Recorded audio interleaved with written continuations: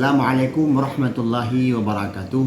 Menindaklanjuti surat Kepala Kantor Wilayah Kementerian Agama Provinsi Aceh tentang edaran program Kementerian Agama Hari Sejuta Pengukuran Arah Kiblat, maka kami menyampaikan kepada seluruh Kepala KUA, penghulu, penyuluh fungsional P3K dan penyuluh honorer, juga kepada Kepala Madrasah, pengawas, bahwasanya pada tanggal 27 Mei 2024 terjadi Rashdul Kiblat, yaitu fenomena posisi matahari melintasi tepat di atas Kaabah pada pukul 16:18 waktu Indonesia bagian Barat.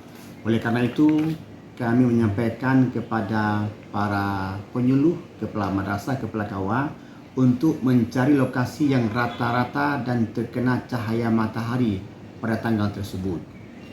Gunakan benang berbandul atau tongkat yang dipastikan tegak lurus.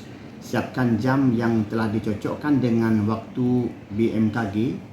Tunggu hingga waktu Rashdul Kiblat tiba, lalu amati bayangan tongkat atau benang pada waktu itu. Tandai ujung bayangan dan tarik garis lurus dengan pusat bayangan, baik tongkat atau bandul.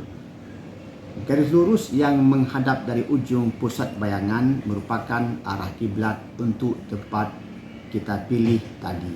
Demikian, wassalamualaikum warahmatullahi wabarakatuh.